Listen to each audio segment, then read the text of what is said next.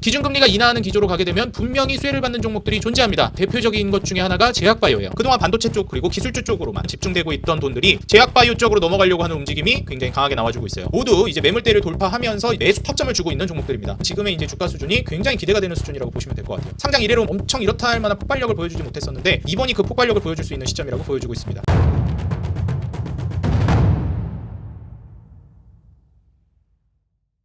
네, 반갑습니다. 우리 주식장인 유튜브 구독자 여러분들, 주식장인입니다. 자, 오늘은 이제 제약바이오 관련된 인생 주식 여러분들과 이제 함께 살펴보려고 하는데요. 우리가 이제 최근에 제약바이오를 살펴봐야 되는 이유가 몇 가지 있습니다. 뭐 여러분들도 아시겠지만 거시적인 관점에서 봤을 때 금리 인하 기대감이 스멀스멀 나오고 있는 상황이에요. 지금 현재 연준 쪽에서도 이제 물가가 우리가 목표한 수치에 도달하지 못한다 하더라도 빨리 기준금리 인하를 할 수 있겠다. 이런 발언을 좀 쏟아냈죠. 이전에는 계속해서 기준금리를 동결하고 인하하지 않는 명분으로서 계속해서 물가를 아직 잡지 못했고 목표치의 물가를 다다르지 못하게 했다. 그렇기 때문에 아직 물가를 더 잡아야 되니까 금리 인하 못한다. 당분간은 고금리 동결하면서 유지하겠다. 이런 스탠스를 유지해 왔습니다. 그런데 그동안 핑계 삼아 왔었던 그 물가를 이제 더 이상 핑계 삼지 않고 금리 인하를 할 수 있겠다라고 언급을 하고 있는 거예요. 그렇기 때문에 이제 시장은 이미 기준금리를 인하할 거라는 기대감을 쏟아내고 있습니다.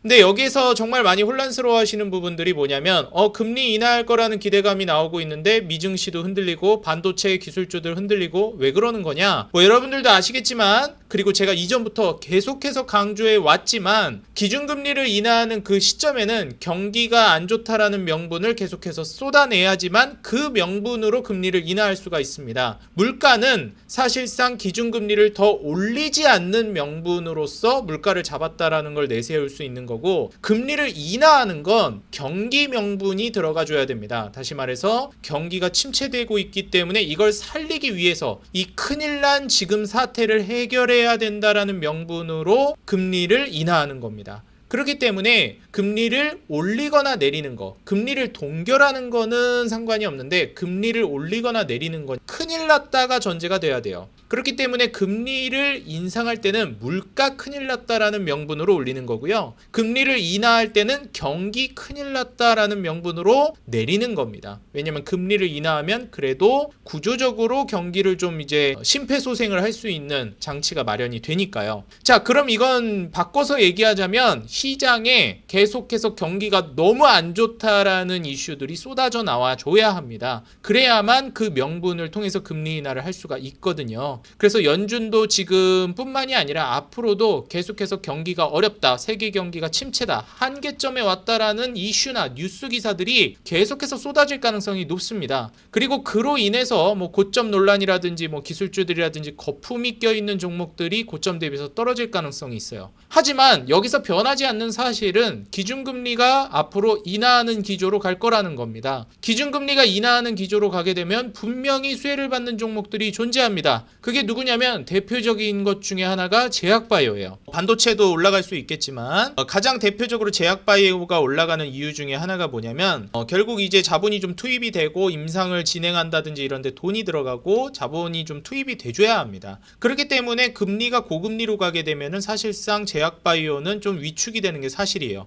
물론 거의 대부분의 산업이 그렇지만 제약바이오는 또 거기에 더 영향을 많이 받는 경향도 있습니다. 그래서 제약바이오가 이번에 기준금리가 인하가 된다라는 뉘앙스가 펼쳐지면서 그동안 반도체 쪽 그리고 기술주 쪽으로만 혹은 인공지능 쪽으로만 집중되고 있던 돈들이 제약바이오 쪽으로 넘어가려고 하는 움직임이 굉장히 강하게 나와주고 있어요. 이전 영상에서도 몇 번 언급을 드렸지만 여러분들이 이제 투자를 진행하는 데 있어서 대한민국은 항상 코스피, 대형주, 우량주 위주로 반도체 위주로 먼저 움직임이 나오다가요. 중간에 한번 좀 쉬어줄 때 이제 제약바이오가 무섭게 치고 올라갑니다. 그러면서 반도체도 꾸준히 올라가긴 하지만 제약바이오 상승을 따라잡지 못하면서 사실상 제약바이오 쪽으로 시선이 모두 몰리게 돼요. 반도체는 그동안 좀 올라왔기 때문에 이걸 여기서 들어가는 게 맞나 하는 의심들도 많이 생겨나고요. 반면 제약바이오는 반도체보다 늦게 올라가기 때문에 상대적으로 반도체에 비해서는 안 올라갔다라는 인식을 받게 되고 그리고 이제 뒤늦게 올라가는 만큼 정말 강력하게 올라가기 때문에 반도체가 생각이 안 날 정도로 폭발적인 상승에 눈을 흘려버립니다. 자, 그런 과정 안에서 앞으로는 이제 반도체 쪽이 정말 강력한 슈팅을 보여줄 수 있을 만한 시장이 나올 거라고 기대가 되는데, 그런 과정에서 우리가 눈여겨볼 만한 차기 대장주가 될 만한 종목들을 눈여겨보려고 해요. 그러려면 시장을 좌지우지하는 키를 쥐고 있는 반도체는 삼성전자와 SK하이닉스의 움직임을 봐야 그 향방을 알 수 있고, 그리고 자동차는 현대차와 기아의 주가 움직임을 봐야 향방을 알 수 있듯이 제약바이오도 그 향방을 어느 정도 유추하게 해주고 그 핵심적인 큰 파도를 움직여주는 종목들이 있습니다. 대표적인 대장주들을 보셔야 되는데, 우량주들 바로 셀트리온, 그리고 셀트리온 제약 같은 종목들이죠. 최근에 이제 뭐 서정진 회장이 상당히 좀 공격적인 행보라고 해야 될까요? 적극적인 행보를 보여주는 걸로 제가 보기엔 좀 보여지는데, 지금 셀트리온 그룹주들도 이제 몇 개 기업으로 쪼개져 있었는데 셀트리온 헬스케어와 셀트리온 제약을 이제 상장 폐지시키고 셀트리온으로 합병한다라고 합니다. 사실 쪼개기 상장이라든지 이런 것들이 한국에서는 굉장히 부정적인 인식으로 남아있는 만큼 저는 상당히 긍정적으로 보고 있어요. 이전에도 몇 번 언급을 드린 적이 있죠. 셀트리온 헬스케어는 이제 사라진 종목이 됐습니다. 이런 과정 안에서 셀트리온과 그 다음에 삼성 바이오로직스, 이 종목 여러분들이 꼭 보셔야 됩니다. 대표적인 대장주예요. 제약바이오에서. 삼성전자라면 반도체에서, 제약바이오엔 삼성 바이오로직스가 있습니다. 그리고 셀트리온 같은 종목들. 셀트리온은 굳이 얘기하자면 약간 한미반도체 같은 느낌이 좀 있어요. 꼭 같다라고 할 수는 없겠지만요. 그리고 이제 SK그룹에서도 또 나와줘야죠. SK바이오팜 여러분들이, SK바이오팜을 여러분들이 좀 주의 깊게 보시면 좋겠다. 그 다음에 또 대표적인 대장주 유한양행 여러분들이 좀 눈여겨보셔야 되겠습니다. 사실 대장주 중에서는 유한양행이 가장 강력하게 주가가 올라가고 있는 상황이고 가장 먼저 신고가를 쓰고 있는 상황이에요. 그렇기 때문에 우량주 중에서는 유한양행이 좀 대장주격 성격을 보여주고 있다, 이렇게 좀 보시면 될 것 같고요. 이제 이 종목들 말고 여러분들 거시적인 금리 문제도 있겠지만 지금 미국에서 제약바이오 씬에 있어서 엄청나게 핫한 이슈가 있습니다. 바로 생물보안법이에요. 생물보안법이 왜 이렇게 중요하냐면, 생물보안법은 미중무역전쟁 그리고 중국을 배척하는 탈중국화의 같은 연장선상에 있기 때문입니다. 지금 현재 중국이 그동안 세계의 중심적인 생산공장 역할을 해왔는데, 미중무역전쟁 이후에 뭐 바이든 때는 좀 화해를 할까 싶었지만 뭐 트럼프 때보다 더 강력하게 제재를 가했죠. 다시 트럼프가 당선이 된다고 해도 이 흐름은 거스를 수 없을 걸로 예상이 됩니다. 요즘 국가 중에서 가장 성장하고 있는 국가 중에 하나를 꼽아라 라고 하면 가장 블루칩으로, 가장 성장 국가로 꼽히고 있는 게 바로 인도입니다. 인도가 이제 인구수라든지 그 다음에 개발이 되어 있는 정도, 그 다음에 인건비 저렴한 정도, 여러 가지 측면으로 따져봤을 때 중국을 충분히 대체할 수 있겠다라고 평가받고 있어요. 그렇기 때문에 지금 공장들이 대부분 리쇼어링 정책으로 미국으로 돌아가거나 혹은 인도에 생산기지를 건설하고 있습니다. 베트남에도 생산기지를 건설하지만 인도 쪽이 지금 가장 대표적인 국가라고 보시면 될 것 같아요. 근데 여기에서 이제 우리가 다시 돌아와서 보자면, 이런 탈중국화 현상이 벌어지는 과정에서 중국이 그동안 담당하고 있었던 공장들이 뭐 반도체나 다른 일반 뭐 제조 공장들도 있겠지만 제약바이오 쪽에서도 담당하고 있는 부분이 있습니다. 우리가 뭐 OEM, ODM이라고 많이 이제 산업에서 얘기를 하는데요. 주문 받아서 제품 만들어내서 상표만 부착해서 판매한다. 그래서 그 생산해주는 기업들 뭐 OEM 기업, ODM 기업 이렇게 보통 부르는데요. 제약바이오 쪽에서는 뭐 CMO 기업이라든지 CDMO 기업이라고 보통 이야기합니다. 그런 만큼 이렇게 생산 역할을 해줄 수 있을 만한, 생산 공장을 역할을 해줄 수 있을 만한 기업들이 필요해요. 우리가 이제 반도체도 설계를 하고 뭘 한다 하더라도 그거를 직접적으로 생산해주는 기업이 필요하단 말입니다. 공장에서. 그런 기업들을 이제 중국을 대체할 만한 기업들이 떠오르고 있는데, 제가 이전에 뭐 마이크로 디지털도 한번 언급을 드린 적이 있었고, 제가 오늘 소개해드린 이런 바이넥스 같은 기업들이 대표적인 지금 생물보안법, 미국의 생물보안법의 수혜를 받을 만한 종목이라고 여러분들이 보시면 될 것 같아요. 마이크로 디지털 같은 경우에도 그 생물보안법 이슈에 수혜를 받을 만한 종목이거든요. 지금 이 종목들 보시게 되면 모두 이제 매물대를 돌파하면서 이제 매수 타점을 주고 있는 종목들입니다. 이슈라든지 그리고 장기적인 거시적 관점이라든지 그리고 현재 이슈, 뉴스나 향후 향방 움직임, 이 생물보안법 이슈를 따져보더라도 마이크로 디지털이라든지 이런 바이넥스 같은 기업들이 상당히 앞으로 좀 좋아질 거라고 기대를 하고 있는 상황이에요. 그래서 여러분들께 소개를 해드리고 있고 모두 매물대 돌파했고 매수 타점을 주고 있는 종목들이라고 판단돼서 여러분들께 소개를 해드리려고 합니다. 마이크로 디지털은 이전에 이미 한번 소개를 해드렸고요. 오늘 이제 바이넥스랑 몇 개 기업을 좀 더 찝어드리려고 그래요. 완전히 만족스러운 매수 타점 아니더라도 괜찮은 기업들이 있어서 소개해드릴 겁니다. 자, 먼저 마이크로 디지털은 지난번에 자세히 설명드렸기 때문에 간단하게만 제가 먼저 설명드리고 다른 종목들 소개해드릴게요. 마이크로 디지털은 이전에 한번 고점을 갱신했던 가격대를 돌파하면서 지금 뭐 눌림목을 주고 있긴 한데 충분히 추세 아직 살아 있고, 이전에 말씀드렸듯이 매출, 영업이익, 순이익이 모두 늘어나고 있는 추세 안에서 영업이익률과 순이익률이 20%대까지 우상향할 걸로 예상이 되고 있습니다. 그래서 이런 성장 가도를 달릴 거라는 기대감에 마이크로 디지털을 좀 보면 괜찮을 것 같다 말씀을 드렸어요. 근데 이제 기관 수급이라든지 뭐 외인 수급도 뭐 그다지 그렇게 매력적인 상황은 아직 아니어가지고 수급적인 측면은 막 굉장히 좋다 이런 느낌까지는 아직 제가 못 받고 있어요. 근데 이제 두 번째로 소개해드릴 이 바이넥스 같은 경우에는 이제 그 기관 수급이 상당히 탄탄하게 들어와주고 있고, 차트도 오히려 바이넥스 쪽이 조금 더 저는 예쁘게 만들어졌다라고 생각을 합니다. 흑자를 계속 달성하고 적자를 보던 기업은 아닙니다. 들쭉날쭉하긴 했었지만, 근데 이번 생물보안법 이슈에 가장 대표적으로 중소형 CDMO 기업들이 수혜를 받으면서 거기에 가장 최선호주로 탑픽으로 꼽히고 있는 게 바이넥스예요. 그렇기 때문에 바닥 구간에서 이제 주가가 반등을 하면서 올라오다가 여기에서 이제 저항을 맞았던 자리에 저항을 이제 몇 차례 보여주고, 요 박스권을 이제 돌파하는 움직임, 그리고 지지도 18,000원에서 딱 받쳐주는 모습을 보여주고 있습니다. 그래서 실제로 여기서 이제 하락해서 끝나는 게 아니라 지지까지도 확인해주면서 요 아래로 안 떨어지는 걸 보여주고 있는 시점이라 저는 바이넥스가 지금 굉장히 좋은 매수 타점으로 보여집니다. 올해 이제 영업이익이나 순이익도 상당히 많이 쪼그라들 걸로 예상이 되고 있는 상황이에요. 뭐 매출은 늘어나겠지만, 근데 내년 내후년에서부터는 이 영업이익률, 순이익률이 말도 안 되게 증가할 걸로 예상이 됩니다. 올해 영업이익률과 순이익률은 바이넥스 역대급으로 적은 수준이라고 볼 만큼 정말 마진이 안 남는 해라고 보시면 돼요.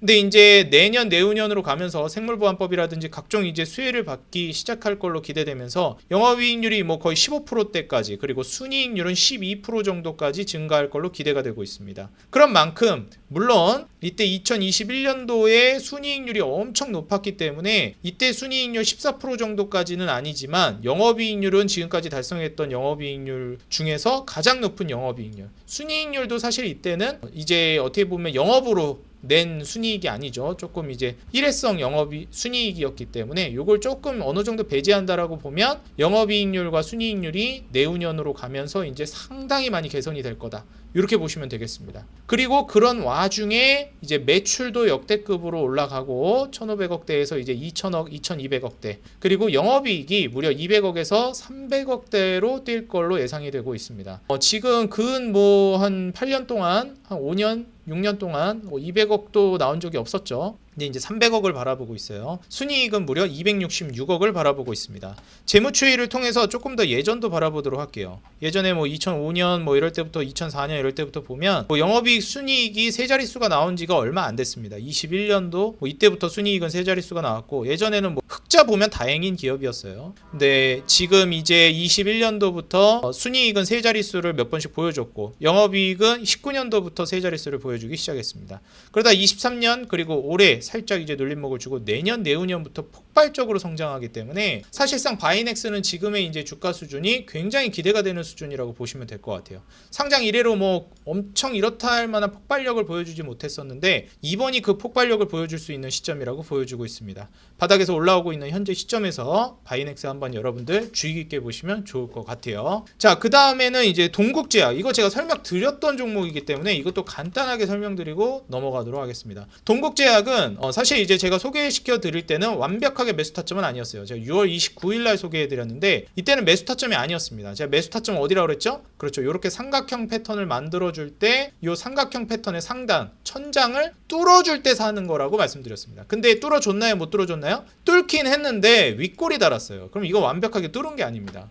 그러니까 캔들 몸통으로 윗꼬리로 뚫어주는 거 안 돼요. 몸통으로 완벽하게 뚫는 걸 확인시켜줘야 됩니다. 그렇기 때문에 동국제약은 아직 완벽하게 뚫어주진 않았는데 저점 올리고 있는 추세도 아직 살아있고, 그 다음에 계속해서 이제 상단 매물대를 두드리고 있기 때문에 조만간 이게 또 여기 매물대 소화했기 때문에 다시 소화시키면서 올라가지 않을까 생각이 됩니다. 그래서 동국제약은 제가 보기에는 머지않아 매수 타점을 줄 걸로 보여지고 있거든요. 그래서 동국제약은 지금 좀 관심 있게 보시다가 매수 타점 주면 그때 뭐 추매를 하든 좀 과감하게 들어가든 신규 매수를 하든 고려해 보면 좋을 것 같아서 미리 좀 여러분들 보시라 말씀을 드리겠습니다. 이미 이제 어제랑 목요일이랑 수요일 날 이때 윗꼬리 달면서 돌파를 해줬잖아요. 매물대 대략 한 2만 원 가격대의 매물대라고 보시면 되거든요. 근데 여기 이제 돌파를 해줬기 때문에 완벽하게 캔들 몸통으로 돌파를 언제 해주는지 관심 종목에 놓고 계속해서 살펴보시고 실적 발표 나올 때마다 실적 쇼크가 터지진 않는지 예정치대로 나오는지 이걸 계속 팔로우업 하시면서 대응을 잘 하시기 바라겠습니다. 자, 그 다음으로 이제 에이프릴 바이오를 좀 보도록 하겠습니다. 에이프릴 바이오 같은 경우에는 이제 상장한 지 그렇게 오래된 기업은 아니에요. 제가 이전부터 말씀드렸지만 어린 종목이 좋습니다. 상장한 지 그렇게 오래되지 않은 종목들이 신고 뚫고 올라가면서 악성 매물대가 없기 때문에 굉장히 강력하게 올라갈 수 있어요. 근데 에이프릴 바이오 같은 경우에 좀 보시게 되면은 매출도 들쭉날쭉해, 뭐 이익 순이익도 적자 볼 때가 너무 많아 이래가지고 좀 불안합니다. 근데 올해부터 이제 매출이 300억이 찍히면서 영업이익 순이익이 흑자로 전환될 걸로 기대되는 종목이에요. 그러니만큼 올해부터 신고가를 쓸 거라는 거는 당연히 우리가 기대해 볼 수 있는 부분이겠죠. 내년 내후년으로 가면서 영업이익 순이익이 모두 올라가고 매출 역시도 증가 전망으로 나올 걸로 기대가 되고 있어요. 영업이익률은 무려 40%대입니다. 46%대로 이제 올해 찍힐 걸로 예상이 되고 내년 내후년으로 가게 되면서 거의 뭐 50% 근처까지도 올라갈 걸로 예상이 되고 있는 기업이에요. 역시나 이제 뭐 영업이익이나 순이익이 올라가고 있는 과정 안에서 그런 거기 때문에 이런 종목들은 지금 제약바이오 치고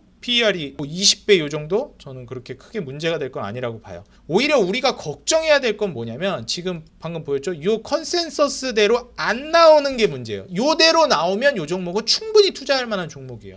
근데 이 컨센대로 안 나오고 뭐 어닝 쇼크가 터진다든지 뭐 좀 안 좋은 실적에 악영향이 될 만한 장기적으로 실적에 이 전망에 스크래치를 낼 만한 이슈가 나오면 그때는 좀 문제라는 거예요. 근데 여러분들이 이제 요 종목은 계속 살펴보시면서 지금 제가 봤을 때 뭐 화끈하게 매수할 타점은 아닌 것 같아요. 근데 소액으로, 왜냐면은 지금 매수 타점을 주기는 하고 있는 자리거든요. 그렇기 때문에 더 완벽한 자리는 저는 개인적으로 요게 이제 어떤 모양까지도 그릴 거라고 예상을 하냐면 요렇게 이제 해가지고 요런 식으로 변동성 축소시키다가 이게 돌파가 나오는 요런 자리가 이제 나와주지 않을까 기대를 하고 있긴 한데 지금 자리에서 저는 이제 소액 정도는 들어가 볼만 하다고 생각합니다. 고액은 절대 들어가면 안 된다고 생각하고 소액 정도는 들어가 볼만 하고 여기서 실제로 매출 딱 찍히면서 흑자 뜨고 컨센대로 실적이 가는 방향성이 명확하게 보여지면 그때는 이제 에이프릴 바이오는 저는 들어가 볼 만한 가치가 있다고 보고 있거든요. 그래서 아직은 매수를 하지 않거나 혹은 조심스럽게 소액으로 들어가 보는 정도가 적합한 단계라고 보고 있습니다. 그래서 이런 것도 좋은 종목을 여러분들이 관심 종목에 넣어놓고 이런 것들을 어떻게 대응하고 어떻게 관리하고 내가 매수를 어떤 식으로 진행할지도 굉장히 중요한 영역이거든요. 대응의 영역이. 그래서 그런 부분들까지 지금 디테일하게 알려드리고 있는 거니까 여러분들이 참고를 해보시면 좋을 것 같습니다. 자, 그 다음에 이제 마지막으로 파마리서치를 이제 말씀을 드릴 건데요. 자, 파마리서치 같은 경우 아직 돌파가 나오지 않은 종목입니다. 그렇기 때문에 이제 좀 애매하다라고도 볼 수 있는 종목인데 이 종목 같은 경우에는 원래도 이제 이익을 계속 내왔던 종목이고 사실 이런 기업들은 대표적으로 이제 좀 실적이 턴어라운드가 되는 것만 어느 정도 확인되면 매수를 고려해 볼 만한 종목입니다. 보시게 되면 자, 이제 이익을 이제 같이 보도록 하겠습니다. 영업이익률, 순이익률이 이때 20%, 22% 정도 나오고 막 30%대, 34%, 30% 막 이렇게도 올라갔었어요. 그러다가 이때 조금 쪼그라들고 요때 좀 회복을 했습니다. 작년에. 근데 심지어 작년에 순이익이랑 영업이익도 올랐고 매출도 올랐어요. 그런데 이익률이랑 순이익률도 올랐습니다.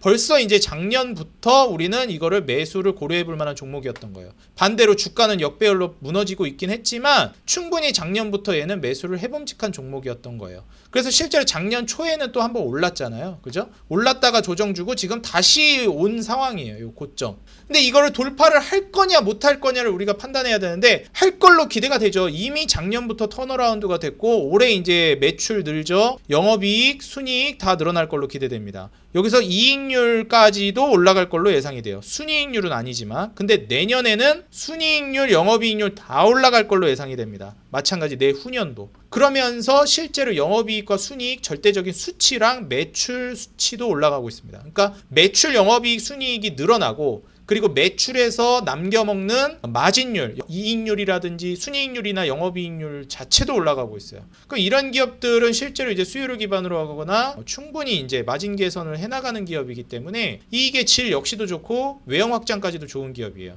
그래서 충분히 이때도 이제 사볼 만한 종목인 건 맞았지만 우리 이런 거 이제 기다리는 거 싫잖아요, 그죠? 그래서 지금 다시 회복되는 요런 시점에서 사실상 큰 틀로 보면은 저점을 높여간다라고 이제 보면서 파마리서치 리서치는 우리가 관심 있게 좀 볼만한 종목이다. 그렇게 좀 말씀을 드리고 싶습니다. 그래서 지금 아직 돌파가 나온 시점이 아니긴 한데 정고점이 충분히 저는 고려를 해볼 만한 종목이라고 생각을 해요. 작년보다도 성장을 할 걸로 기대가 되고 있고. 그래서 파마 리서치 여러분들 좀 말씀을 드리고요. 마지막으로 마찬가지로 지금은 소액으로 접근할 만한 단계고 공격적으로 들어갈 만한 단계는 아니라고 봅니다. 근데 본격적으로 이제 한 16만 원 언저리 돌파가 나오면 그때부터 이제 추세 본격적으로 급등 날릴 걸로 예상이 되거든요. 그래서 파마 리서치도 여러분들 꼭 관심 있게 보면서 대응을 해보시기 바라겠습니다. 뭐 제가 예전에 소개해드렸던 휴젤이라든지 이런 종목들은 사실 이제 와서 잡기엔 좀 늦은 것 같고, 사마제약도 뭐 수익 보고 계신 분 있는 것 같던데 수익 축하드립니다. 그 다음에 알테오제는 뭐 이미 다 먹고 계실 테고, 그죠? 그리고 여담으로 말씀드리지만 HK 이노엔 여러 번 물어보는 분이 있어가지고 말씀드리자면 HK 이노엔은 아직 매수 타점 안 왔습니다.